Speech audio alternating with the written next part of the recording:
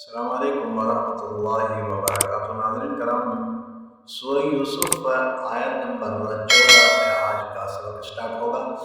आए हैं कुरान करीम की तिलावत शुरू कर लेते हैं। अऊज़ु बिल्लाहि मिनश शैतानिर रजीम, बिस्मिल्लाहिर रहमानिर रहीम।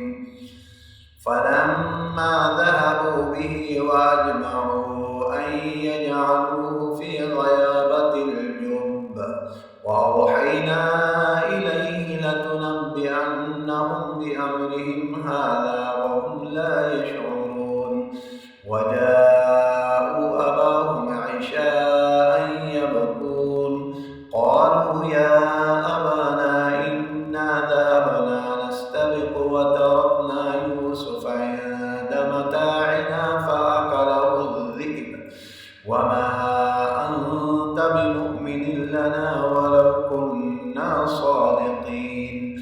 वजाअू अला क़मीसिही बिदमिन कज़िब क़ाल बल सव्वलत लकुम अन्फुसुकुम अम्रन फसब्रुन जमील वल्लाहुल मुस्तआनु अला मा तसिफून।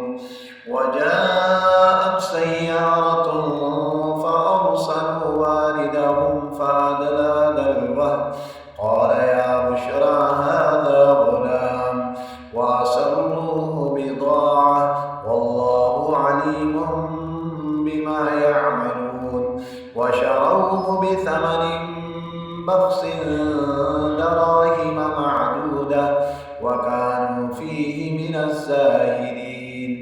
वक़ाल الذي اشتراه من مصر لامرأته أكرمي مثواه عسى أن ينفعنا أو نتخذه ولدا وكذلك مكنا ليوسف في الأرض ولنعلمه من تأويل الأحاديث والله غالب على أمره ولكن أكثر الناس